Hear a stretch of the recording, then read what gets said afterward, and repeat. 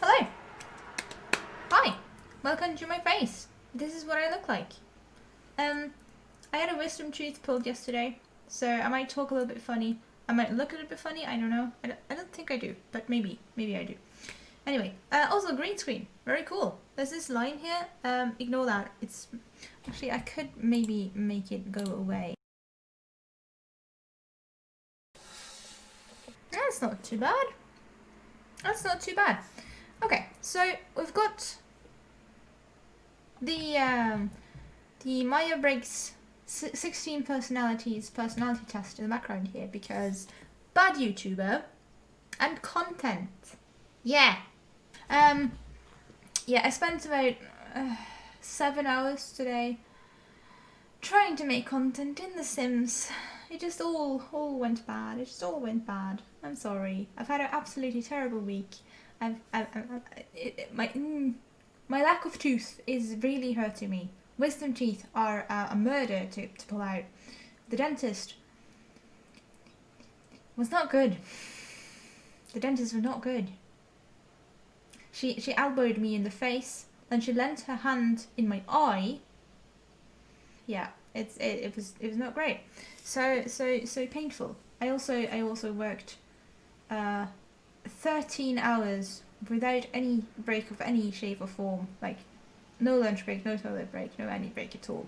On Tuesday and yesterday, I went to the dentist at 8, and then I didn't get home again until 9 in the evening. So yeah, that was not fun. Also, they didn't give me any painkillers.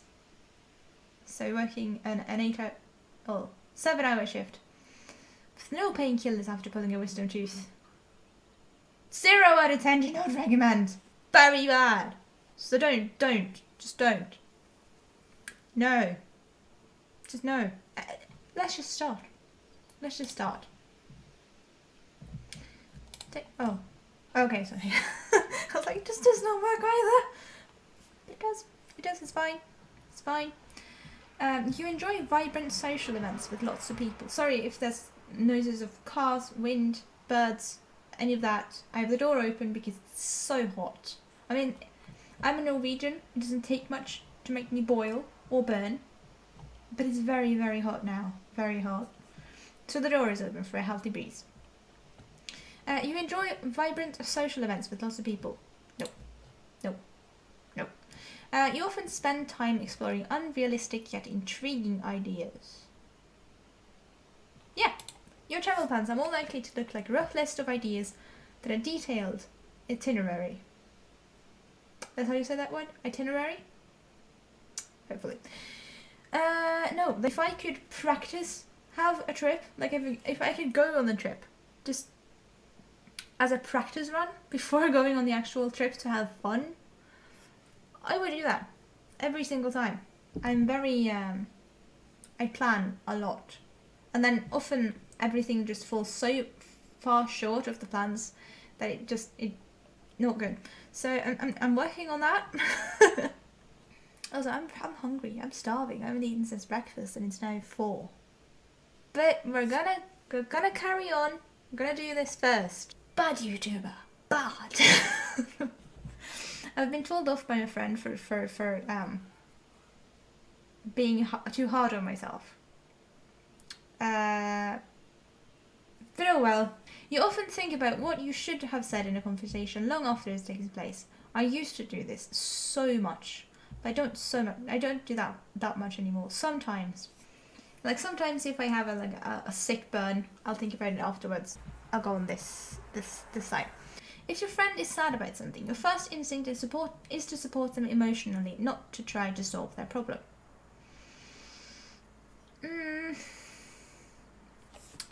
No, I'd say my first instinct is to try to solve their problem if I can solve it.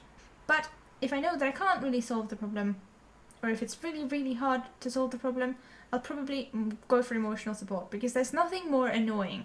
Well, there's probably something more annoying, but it's really, really, really annoying when you have a really complicated problem in your life and you can't really... your head is just exploding with the complexity of the problem, and yes, there is a solution, but the solution is really uncomfortable. And then someone comes over to you and they're like, that they just wrap everything up in this neat little bow and they say, well, this is what you should do. It's simple. And I did that to my mum just before. She was here earlier delivering some groceries for me. Thank you, Mum. And I did that to her, saying that the thing that she's having to do today, which is annoying, I said that that's easy, you just do this and this.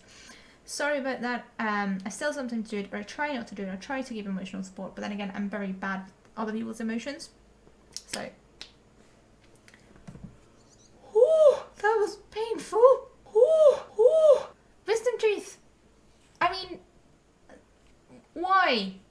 Why do we get them? They're just agony. They're agony while they're in there, and they're agony when they're out. I mean, it's going to get better now that it's out, but people can rarely upset you.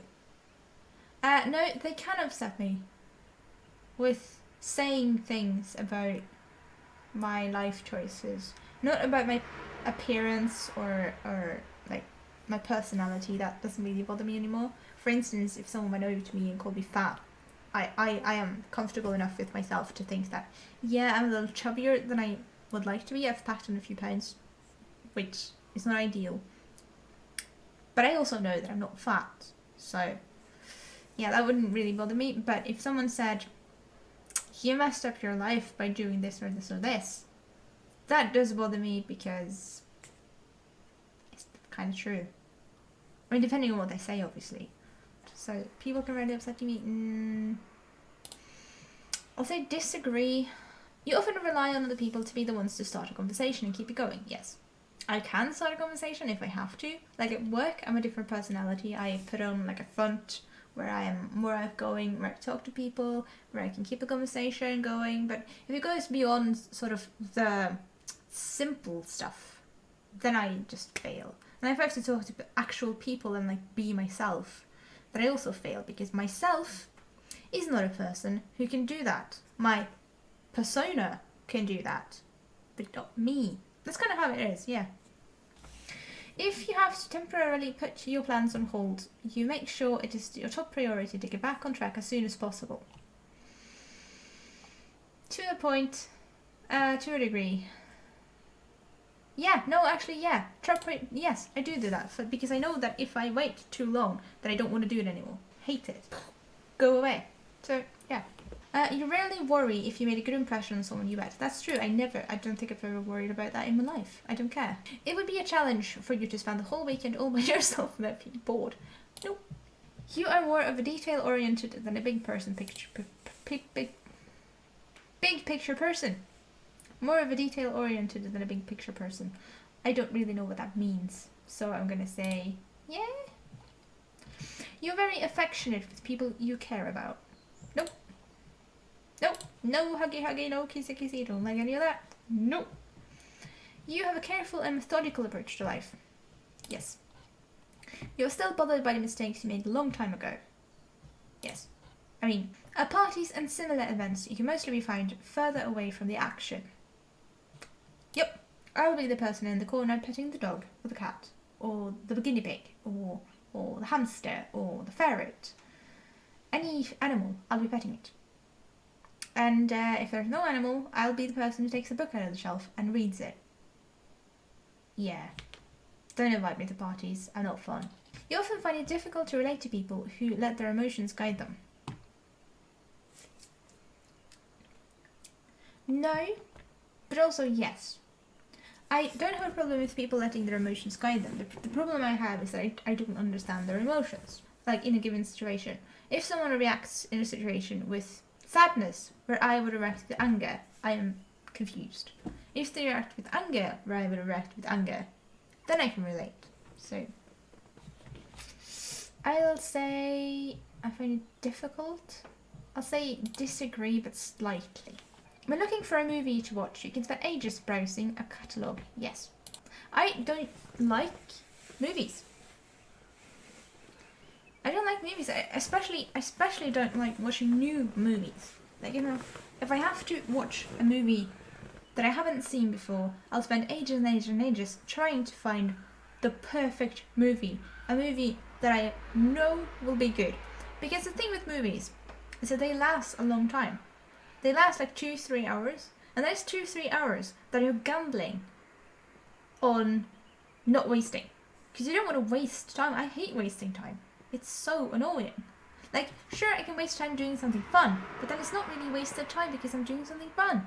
But if I'm wasting time watching a bad movie, that is just, hate it.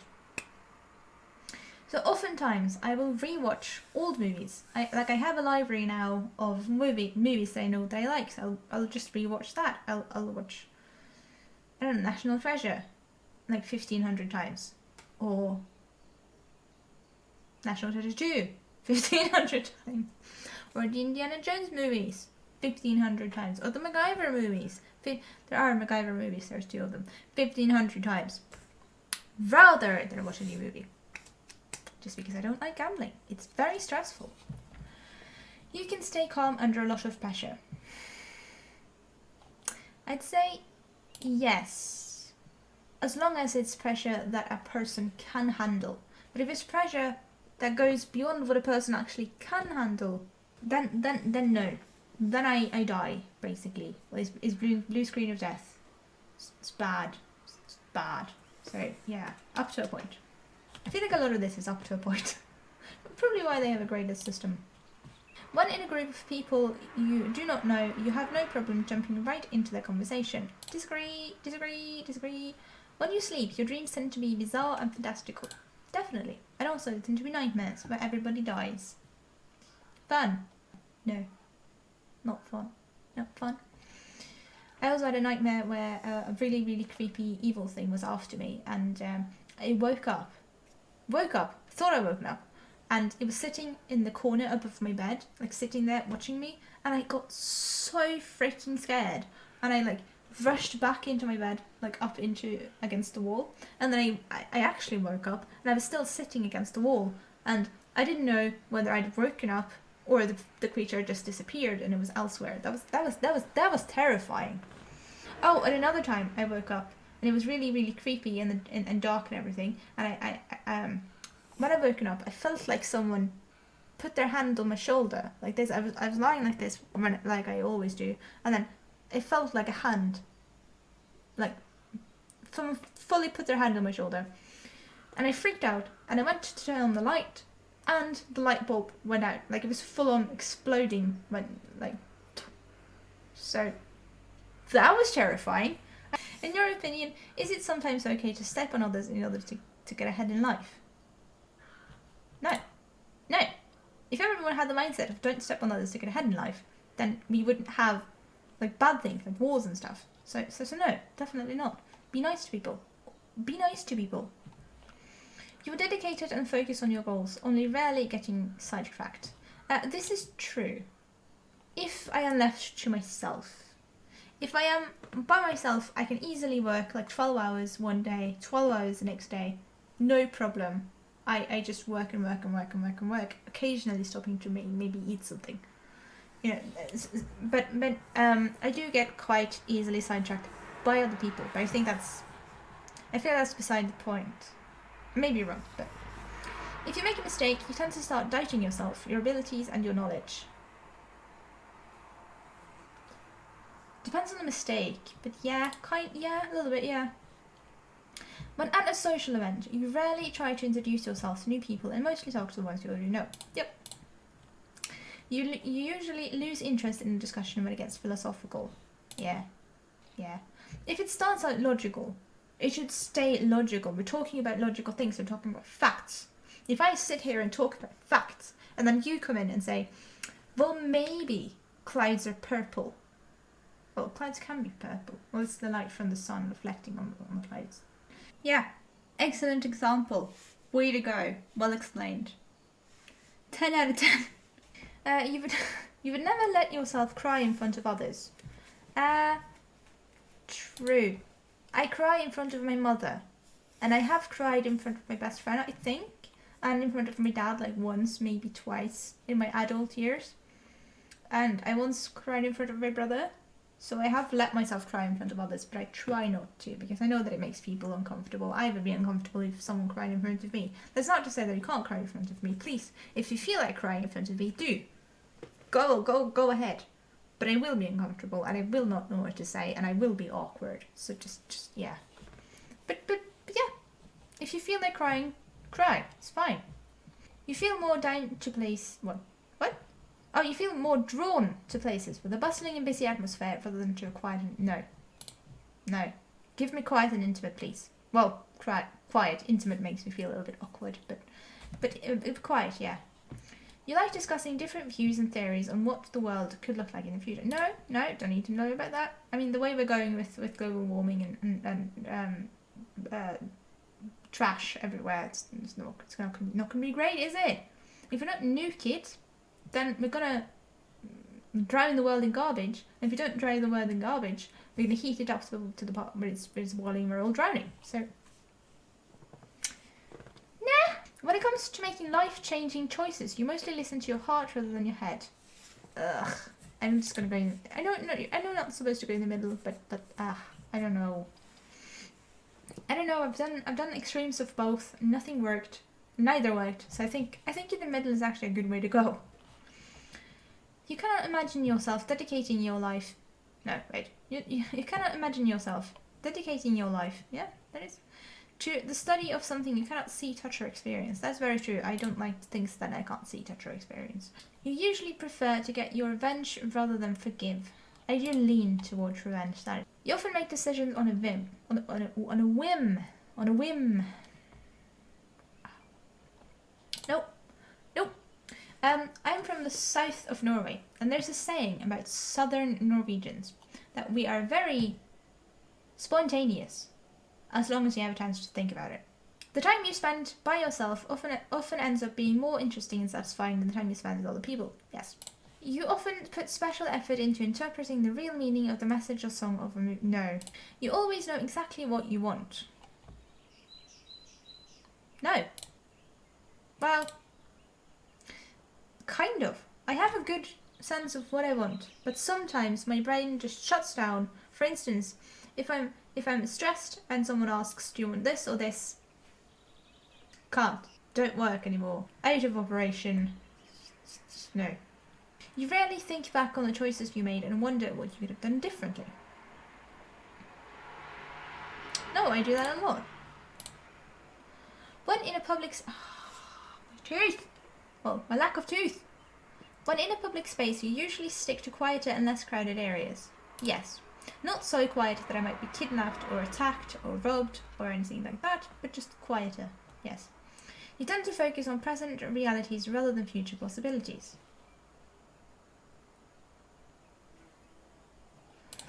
You often have a hard time understanding other people's feelings. Yes! When starting to work on a project, you prefer to make as many decisions up front as possible. Yes.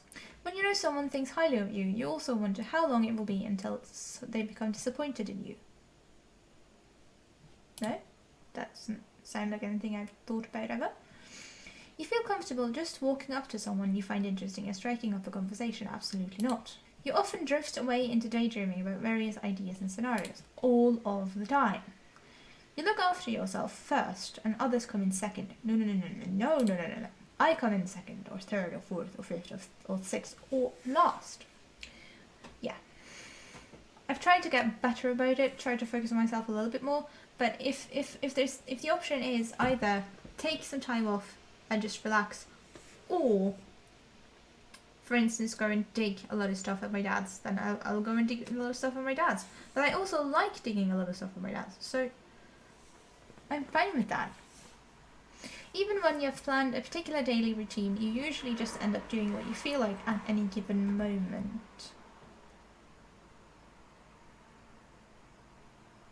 Still don't know what that means. Okay, there. Your mood can change very quickly. Very true. You often contemplate the reasons for human existence and the meaning of life. No. I do sometimes contemplate how a human can function. Because, say a robot. You take all of the pieces of a robot apart and then you put them back together and the robot works. You take all the pieces of a human apart. Don't take all the pieces of a human apart. Don't do that. But if hypothetically, you took all the pieces of a human apart and then you put them back together, human be dead. Human super dead. So how? You often talk about your own feelings and emotions. Sometimes I more talk about my problems, like all the frustrations of my life is more what I talk about. I don't talk about my feelings that much. Actually, I don't talk about my feelings hardly ever, I think. I go, I'm sad. I go, this and this and this and this and this and this is being mean to me. Everything is being mean to me. How? Why? Yeah. Maybe I should talk about my feelings more. Nah. Boring. I'm already recorded for 32 minutes. You've got detailed education or career development plans stretching several years into the future. Nope. You rarely dwell on your regrets.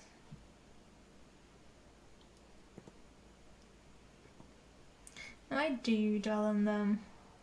I'll go there because I'm trying very hard not to dwell on them, but then through influences outside of my control, which is to say other people, I'm being very often, like I'd say regularly, reminded of all of the mistakes that I've done and that I'm forced to think about them again. So then I dwell on my regrets.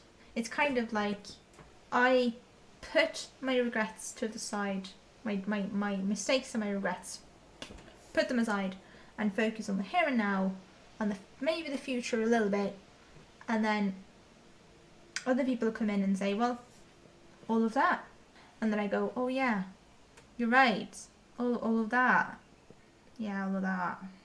But then I force myself to go, well, yeah, but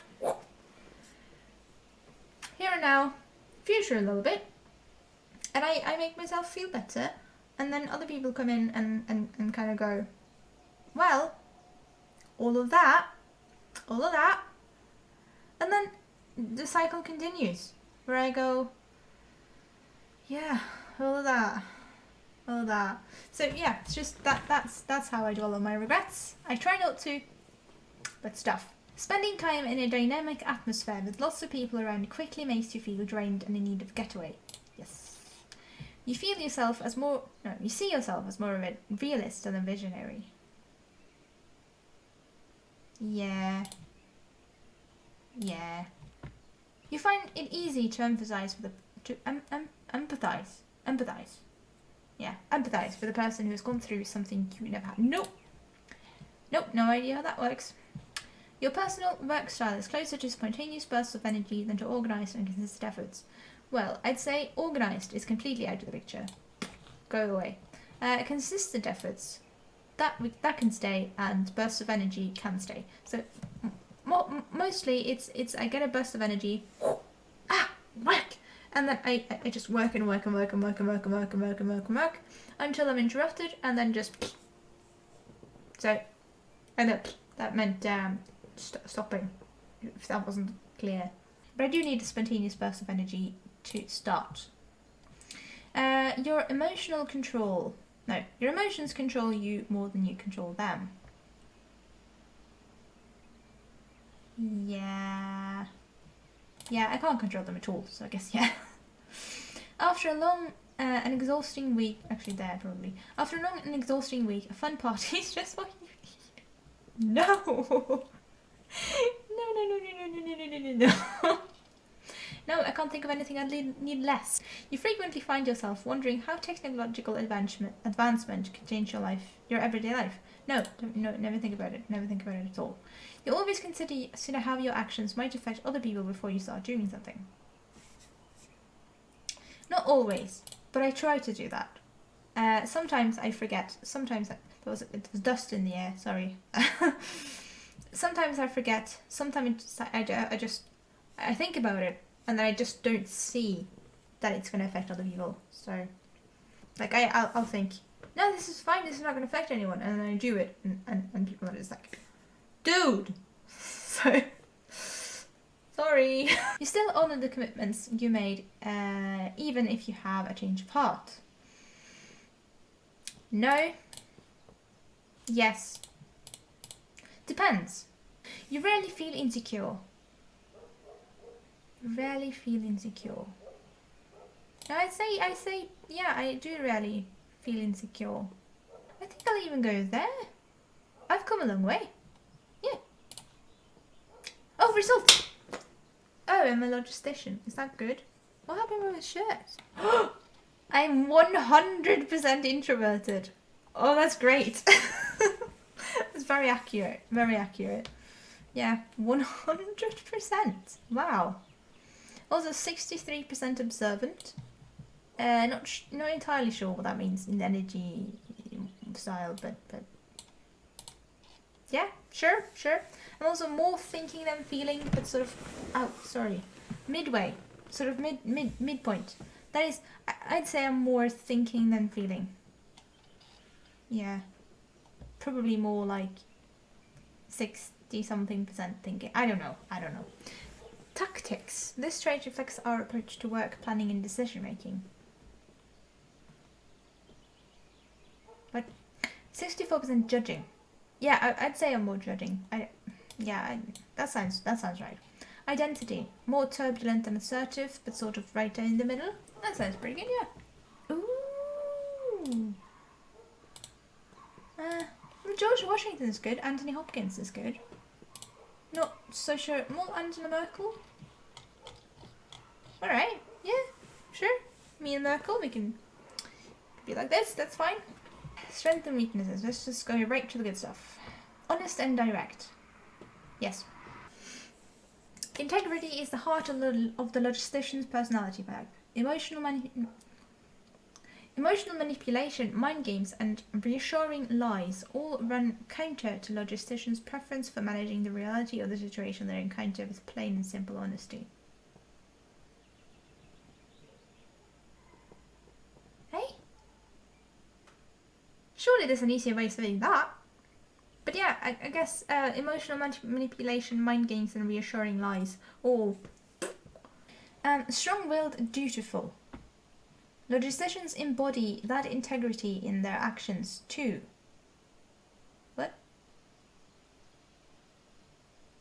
Working hard and staying focused on their goals. Patient and determined, people with the logistician personality type meet their obligations. Period. Yeah, that's true.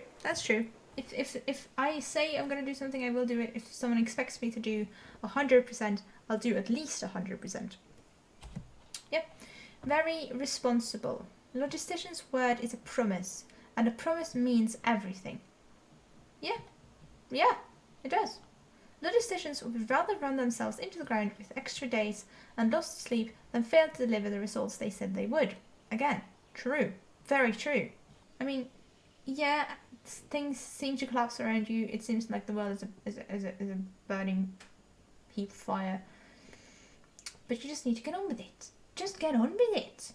Okay, so I think we've gotten to the point where I was so tired and hungry that I got really angry. So let's not watch that. Let's just instead take a deep breath. And conclude the video. But thank you for watching up to this point. It was grand. Hope you learned a little bit more about me. Hope you don't judge me too hard. I'm a sociopath, I know. Yeah, anyway, thank you so much for watching. If you liked it, please like it. If you want to see more, please subscribe. And I try to post every Monday, Wednesday, and Friday. Bye!